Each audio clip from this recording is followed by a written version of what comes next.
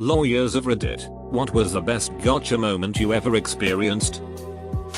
I acted for a plumber who ripped up a tile floor to replace a pipe. He installed new tile on top but warned the owners not to walk on it for 48 hours. He emphasized not to let their kids or their dogs walk on it either. They walked on it but alleged the defects were caused by improper install.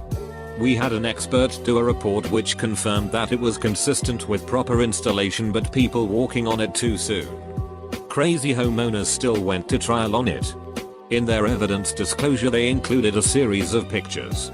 One of the pictures had in the foreground a tile that was tilted upwards. The background very clearly showed a dog's paw pressing down on the other end of the tile. That wasn't so much an I got them situation as they got themselves. Old boss of mine went through something similar. Machined a part for this guy. Coating vendor took forever and a day to apply the coating required. Overnighted it back. Was on the verge of being late when it was delivered. Boss tells the guy to give the part 5 days for said coating to cure before install. Because while it was solid enough to not put fingerprints in, it was still soft. This was an email with a coating vendor CC'd. This was on a Monday. Wednesday rolls around. Dude calls up having a conniption about the coating failing and he's gonna get his money back in court yada yada. Boss says duck you. Sue me. They go to court. Guy's first mistake was suing for the cost of the entire part plus coating, which was like $2,500. This makes no sense because the part itself was fine and made completely to the print. Coating was junk. This dumb mother ducker presents pictures with dates of the part. Coating failed. Mounted to the mating part the same day my boss had emailed him and said wait a few days. Boss had print out of said email, which was sent 5 hours before UPS gave notification of the part being delivered. Judge tossed it. Boss brought back ice cream. Was a good day. I had client whose $60K car was ruined by a shop that put in the wrong oil. We couldn't prove it at first. The engine blew up. Oil leaked out and evidence was lost. I subpoenaed their bank records. Figured out they bought their oil from Costco. Called Costco and got their prices for the last 2 years. I then worked out the amounts they were spending. Did some backhand math. And showed based on the values it was impossible they had ever bought the right oil. They settled in full immediately. Told this story a few years back. But everything old is new again. My brother is a divorce attorney. His most memorable case.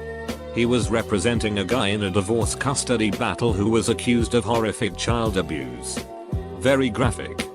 Very detailed depositions from the young kids against daddy. Things look grim.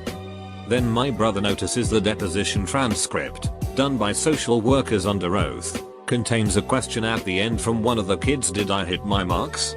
My brother had previously tried to make it as an actor in Hollywood right out of high school, failing miserably, and decided to go into law. An altogether different form of acting. He wonders how little kids know about acting jargon. Subpoenas the wife's personal checking accounts during discovery. Sure enough. Acting lessons. Deposes an extremely sketchy acting coach. And panicked coach quickly coughs up DVDs of practice interrogations with the kids. Hours of coaching the kids on exactly what imaginary things to say about daddy. He says it was his one and only Perry Mason moment in 20 plus years of practice. And had got sole custody of the kids. Had a client accused of leading the cops on a high-speed chase. The cop on the stand estimated he was going 90 miles per hour. But never actually clocked him. Then the cop identified where the chase started with me. And where it ended. It lasted about 2 miles. Then we went through his log of when it started and when it ended. About 3.5 minutes. Once you walk through the math on that. The average speed of this chase was 35 miles per hour. Client got acquitted really quickly after that. I was suing a landlord who failed to make serious repairs in order to force the tenant out. The hard part is proving bad intent instead of mere idiocy, so you get higher damages. Code enforcement was involved. So I request those records. The landlord left a voicemail to the enforcement department saying to hold off on the fines. They will make the repairs as soon as the tenant is forced out. That was an easy case. Some crap like this happened to my dad. Landlord refused to make repairs. Washer was busted. Garbage disposal was leaking and forced floorboards to warp.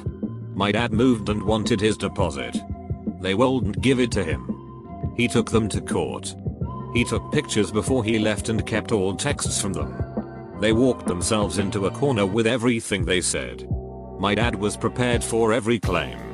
Eventually the judge told my dad he could fight it until the end and get his whole deposit, or the landlord could give most of it now and it would be over.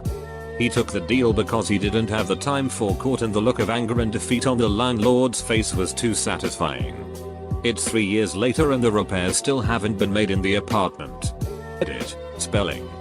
Also, he heard about the lack of repairs from his old neighbor who still lives there.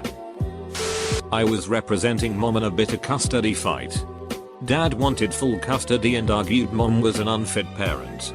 Mom wanted full custody because dad had a history of domestic violence towards her and the kids. Dad's lawyer was doing a good job of painting her in a bad light during his cross-examination. And I was starting to get worried. His lawyer brought a close family friend as a character witness for dad, who said the usual nice things about dad. Then he said something about the moaning chickens. I thought that was odd, so I asked more questions. I was able to get the friend to spill the beans that the dad owned chickens for illegal big dig fighting. And he'd take his minor children to these big dig fights. And when the children were acting up, he'd punish them by forcing them to feed the chickens. During which they would get pecked and scratched by the chickens. And obviously, the children were terrified of those chickens. I could see the color draining from dad's lawyer's face. Mom got full custody. Someone told me this. The lawyer was describing the theft. The footprints make it seem as though he didn't go to the basement. And the defendant said, "Actually, we did." This is so petty. I've had much bigger moments. But because of the character of the other side, this will always be my favorite. Doing a boundary dispute. A squabble over what was essentially a few inches of land. OS was a lawyer. And an absolute arsehole. He was acting for himself. The whole "a lawyer who acts for himself has a fool for a client" thing was bang on for him. But he was a deeply unpleasant guy. A bully who thought that he was the smartest guy in the room.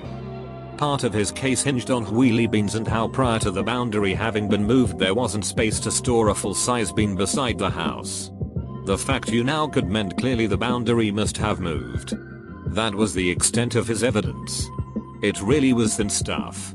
During the actual trial he pulled a fast one by suddenly producing an old aerial photo ostensibly to show the boundary at the front of the property had also moved. A fast one because you have to disclose stuff like that in advance. You can't just sit on something relevant and then suddenly whip it out at trial with a flourish. Whilst he was making his submissions that it should be admissible. I looked more closely at it. Away from the bit of the boundary he said it was relevant to, and realized that it very clearly showed a wheelie bin in exactly the spot his case said there couldn't be one. Told the judge we were happy for the photo be admitted after all. Got the other side to confirm the date it was taken. Then pointed out it just completely ducked his case. That photo did him for nearly 50k in adverse costs. Couldn't happen to a more deserving chapter.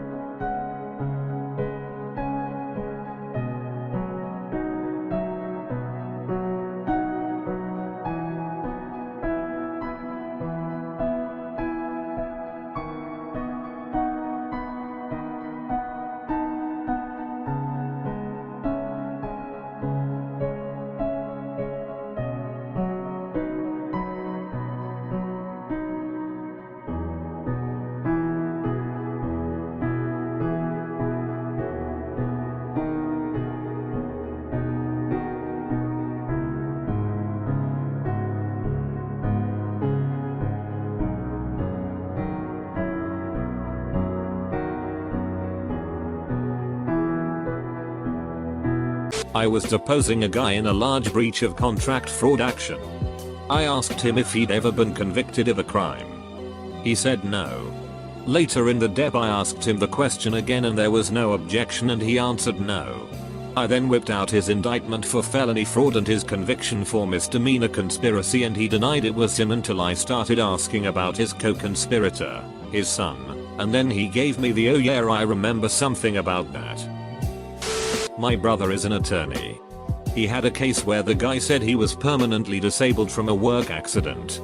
At a deposition my brother overheard the guy talking about getting his house remodeled. He was already spending the money he thought he was getting. My brother drove by the house to see how much work was being done and saw the guy carrying bundles of roofing shingles up a ladder to the roof. This was before smartphones, so he drove to Best Buy and bought a video camera. Went back and recorded the guy. He had copies made and sent to the other attorney. The guy dropped the suit and was back at work the following Monday. My brother's client didn't want to pay for the video camera. He saved them thousands of dollars. They eventually paid, but he still gets a little peeved when he talks about it. The first case I ever did. Opposing counsel misplaced the copy of my client's driver's license. Rather than admitting his mistake and asking me to resend it, he filed a motion to compel, claiming we never sent it.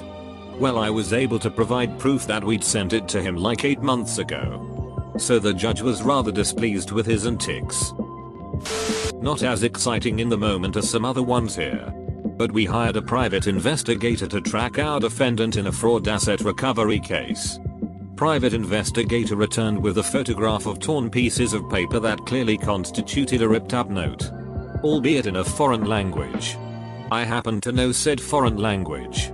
So pieced it together and realized it was a letter written by the defendant raging at his accomplice for making highly specific mistakes that ducked him over in the context of our fraud asset recovery case. Obviously.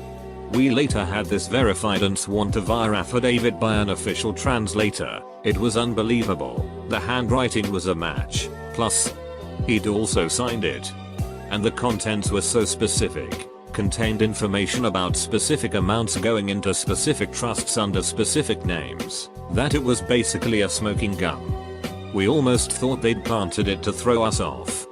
But the guy was just stupid and arrogant. Ran into a bit of a fight-y admissibility, but the letter ultimately helped us receive a significant settlement that made our clients extremely happy. When I was a prosecutor, I had a guy who was representing himself. He was charged with car theft and evading. He was actually able to escape the cops for quite a distance and was captured later. His defense was that he wasn't the person. I got his calls from jail and he talked so much to his girlfriend about how he had committed the crimes. The look on his face when I told him that I was providing him copies of his jail calls was great. Edit. I remember an even funnier thing. I had another guy who was representing himself. It was a residential burglary and one of the elderly neighbors saw the defendant running from the house. At trial, the defendant was cross-examining the witness and he asked, "Now when you saw this person running away?" And the witness said, "You. I saw you running away." In a protective order hearing, a respondent admitted on cross that he choked his partner. His attorney looked like his head was going to explode. The judge still only granted an order not to abuse. He wouldn't grant the stay away or any other relief we asked for. Go figure. Plaintiff alleged he was so injured in an auto accident that he couldn't work, do any regular activities, or pick up his young kids. He then posted on his public FB profile him doing the ice bucket challenge. If you're not familiar, he basically lifted a huge cooler filled with ice water over his head. His attorney had no idea he had posted it. Not a lawyer. But when I was in the military I was accused of something I didn't do. And I had to go to court over it. And during court the prosecutor started to detail this investigation and how they had staked my apartment out for months. They entered into evidence a picture of my apartment. And when they put it up I looked shocked at my lawyer BC. It wasn't a picture of my place. It was my ex-wife's apartment. A place I had never lived, never even spent a single night there. I lived in a house. She lived in an apartment.